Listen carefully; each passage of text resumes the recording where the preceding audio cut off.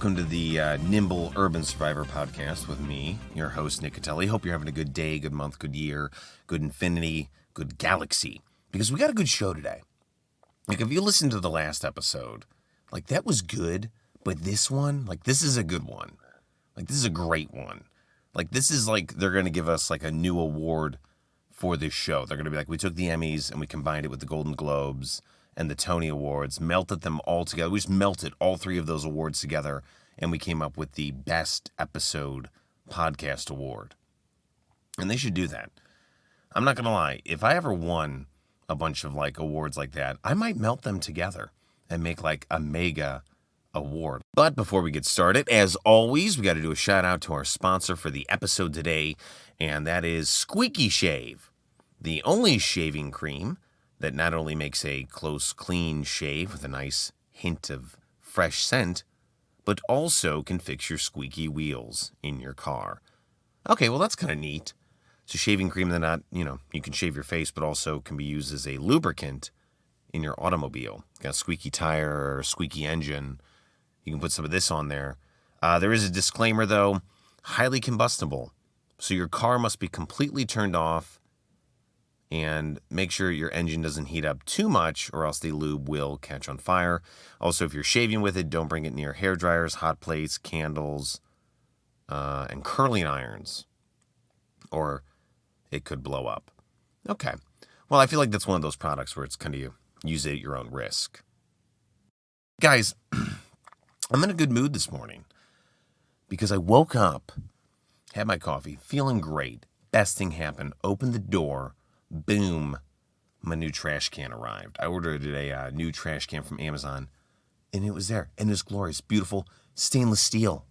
Yeah, I'm not going to lie. If I went to a Porsche dealership, and they're like, you can have any free Porsche on the lot, I'd be like, and I saw that trash can at the dealership, I'd be like, I'll take that trash can. Screw the Porsche.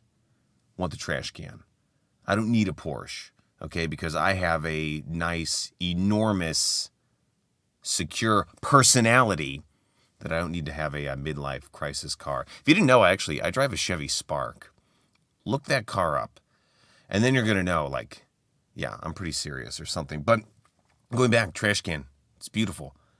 And it's funny because it's like that's what you get excited about when you get to be, a dad age. Like, I'm a dad age.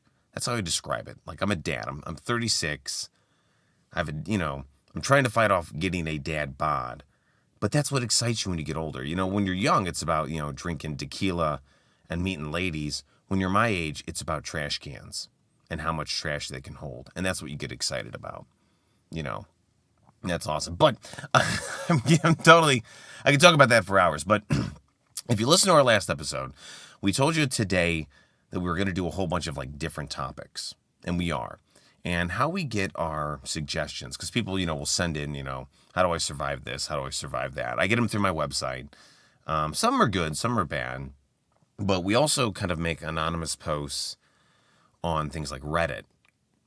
And we'll just ask, like, what do you guys, are you guys surviving the day? And we, we'll get responses.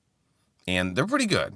I love these responses. And it's not good because they're, like, legitimate, like, oh, man, I really want to survive, like, blah, blah, blah. No, they're like this one, and we're going to talk about this. Like, this one was like, this sounds like an ad. I'm reading this right now. This sounds like a porn actor ad from Craigslist. That's awesome. Craigslist. Oh, my God. Like, whoever posted this must be old. Because I would assume, like, if you asked, like, a teenager, you're like, hey, what's Craigslist? They'd probably be like, I don't know what that is. And I'd be like, that's an old-timey internet technology website. And it's still around. I looked it up. When I saw this, I was like, oh my God, it's Craigslist. Is that still a thing? Do people still use it?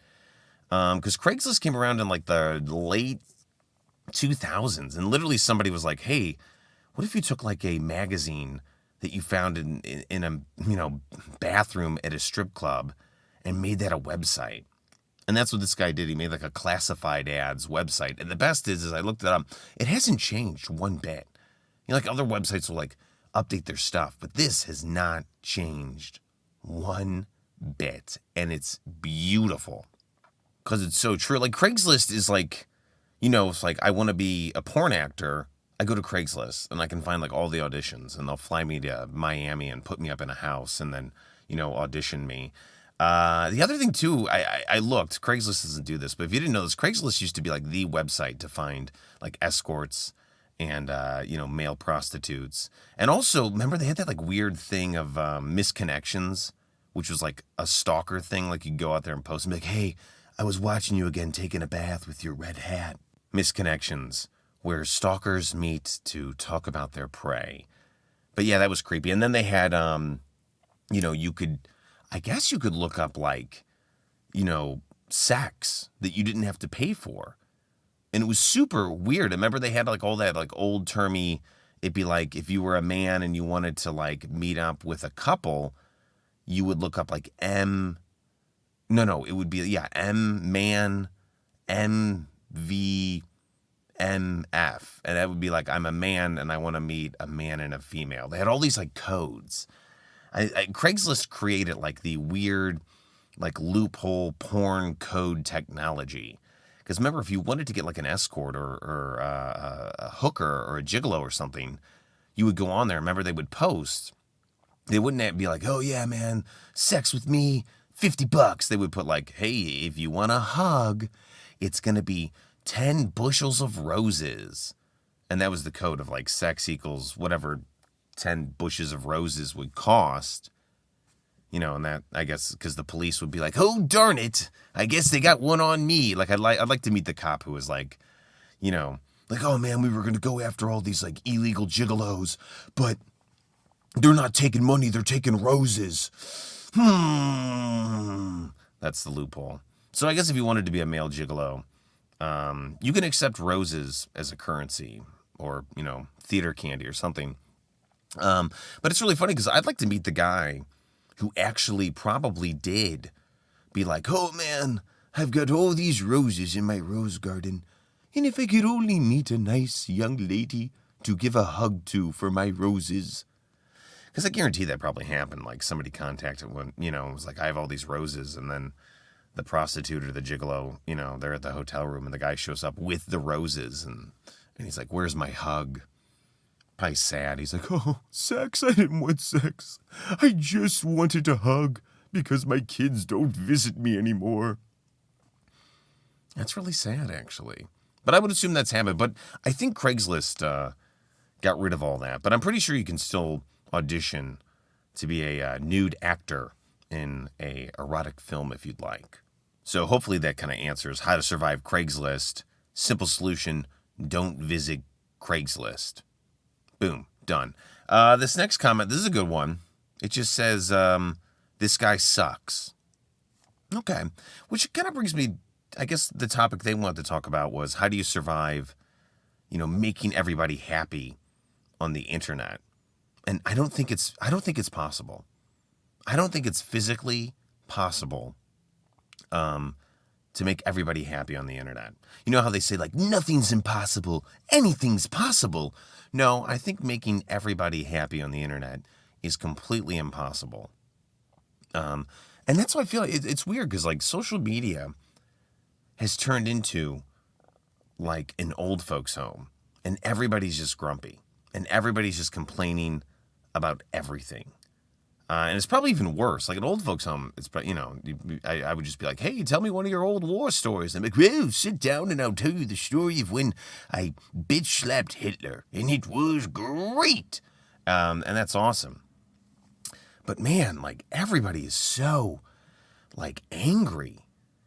And I'll give you an example. I'm doing giveaways for the show to help promote the show. Like everybody does. You do giveaways. And I posted a giveaway in a group. And someone was just like, I can't believe this guy banned him. And it's like, guys, like I'm giving away free prizes. It's free. And that's when I know social media has gotten crazy because even when you give free stuff away, people still complain about it. So I guess my answer to that one is that you can't survive it. You cannot make everybody happy on the internet. It's not physically possible. Do not try it. If you do try it, you're going to go down a very deep rabbit hole, and you might go catatonic and fall into a coma because your body will not be able to take the stress of trying to please everyone on the internet. So you cannot survive it. And hopefully that's the only time we ever say that on this show. All right, moving on. So this next one says COVID, COVID-19 is I don't think we can say that word on the show. I'm not going to say it. Starts with a B, rhymes with stitch. COVID is a stitch. Man, COVID-19, dude. Crazy. It's crazy. But here's the thing. How do you survive COVID? And it's really easy. And this is my opinion. I know we're going to get trolled to death, like once people hear this my point of view on COVID. And we'll talk a little bit about it. But number one, wear the mask. Just wear the mask and wash your hands. And that's it. And it has a survival, you have a 99.9% chance of surviving it. And I get that people are, losing their lives to it. And that is a shame. That is a real shame. But we can't let that just totally shut us down and make us, I know people that are just scared to go outside, But I think the simple solution is just wear the mask. But it's funny to me because you have all these people who don't want to wear the mask. And it's really weird. And they're like, I'm not going to wear a mask. I'm an American. And that's my American right, is to not wear a mask. And I feel like to those people, it's not even about the virus. I think it's just that those people, you can't tell them what to do because they'll just do the complete opposite. So I think if you want to win with that crowd, you just have to release a new order and be like, I'm ordering you guys not to wear a mask. And then they'll do it. It's the same thing I do for my 2-year-old. A little reverse psychology there. And I'm pretty sure that's going to work on them. But it's just amazing to me how much power COVID has. Because I live in California, and I'm pretty sure that California is going to be the last state that, releases all of its, we can go back to the mall and get haircuts again. I'm not expecting to get a haircut probably until the year 2034, when California has finally said, okay, COVID has passed. But it's crazy because the media blows it up like it's a big virus, like on that movie Contagion, and it's not like that. If people were dropping dead left and right, that I would get that. But survival rating 99.9%. The odds are ever in your favor. Kind of like the Hunger Games. Well, I feel like it's a bad analogy. But moving on, it's something new every day. So today, I heard that the COVID-19 virus can potentially change your eye color. So I guess if you want to get different eyes, get the virus. Don't do that though. Please don't get the virus. But it's good. But that's the thing. That's the problem is that everybody has their 2 cents of what it's doing. And I feel like the analogy would be we're at a town hall and everybody's just shouting out random stuff, but everybody in the crowd believes everything that they hear. It's COVID changes your eye color. COVID can make your feet turn into cowboy boots. COVID can make you have a gambling problem. COVID made my wife find out that I was cheating on her.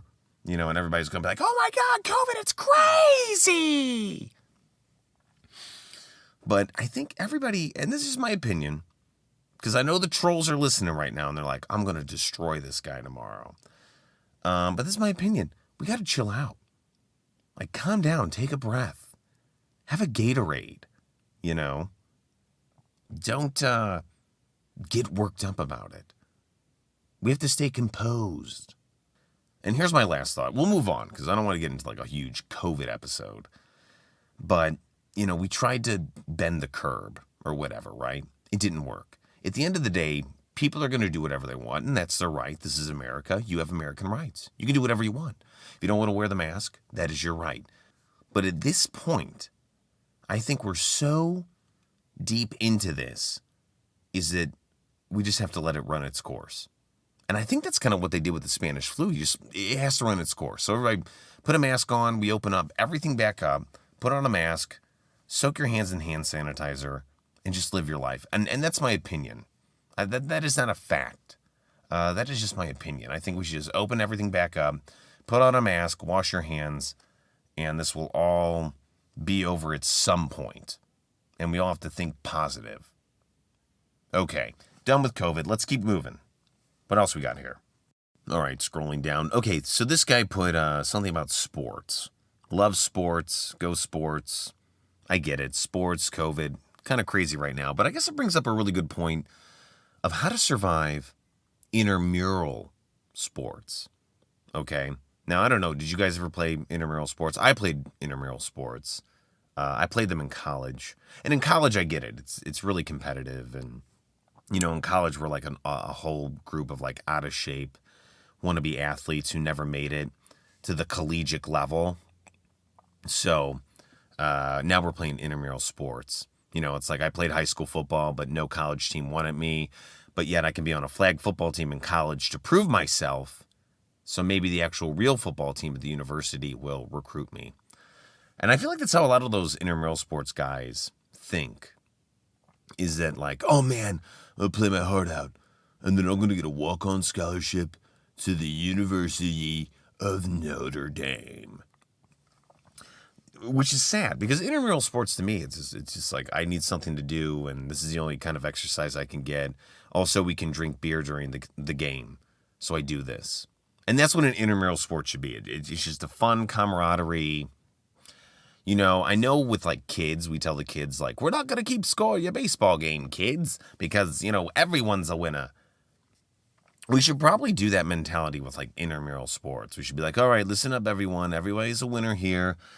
Please, no small man syndrome. No one's going to get drafted by the NFL or the Major League Baseball, so let's just have a fun game. But it's never like that. College, I get it, because, we all just got out of high school and we have something to prove, which is nothing. But like in the real world, I don't get that. And I played on a softball team. I worked for a bank in Chicago, and I played on their intramural softball team. I thought it'd be fun. And I didn't realize, and you got to remember, we're all like, I was only in my mid-20s when I played on the team. I was still young, but, you're playing with people that are like in their 40s, 50s, 30s, older guys. Like, these guys don't have a shot at ever making a professional sports team, okay? Like, they're not going to get the whole, like, Disney movie thing, with Mark Wahlberg, where he played for the Eagles. He's like, I'm playing for the Eagles. Guys, I got drafted on the Eagles. It's going to be a really good game. I can't believe they drafted me. I'm going to be playing for the Eagles now. I need a Wahlburger. That's my Mark Wahlberg impression. It's pretty bad. But you still do. Like, I remember playing, and people get crazy. Even though you can drink beer during the game, they're getting crazy. And I remember they were, like, fighting with the ump. I remember a guy on my team who would just fight with everybody on the opposing team to win. And it's sad because I get it. Like I was one of those intramural players who had a life, so I didn't really care about the competitiveness. A lot of intramural athletes don't have a life. This is what they do. They go to work, which probably sucks, and then they play intramural, underhand, slow-pitch softball, but they have to win. They have to win that. And they get super aggressive, like ridiculously out of shape aggressive. Like I remember I was playing a game and a guy threatened to fight me because he accused us of running up the score. And I remember he was like double my age. Like I could have like destroyed him. I didn't. I walked away. But it turns us into like psychos. It's like we're like kids in a classroom and the principal comes in and he's like, guys, there's a substitute teacher coming in. And then the kids go crazy because of the substitute teacher. That's exactly how we are. We're insane with intramurals. Like there must be like an organ in the brain or something. It just like clicks on. And it's like your body goes from being like, oh yeah, I'm a nice guy, I like to play baseball, to like a complete douchebag who's super aggressive. And the only way you can survive intramural sports, number one, if you want to survive intramural sports and not have to deal with like the douchebag guys, join an all-female team and slap on a wig and just pretend that you're a lady. Just like in the movie The Ladybug, or what was that, Joanna Man? Pull one of those. And those are actually both really good movies. Joanna Man is a great movie, by the way.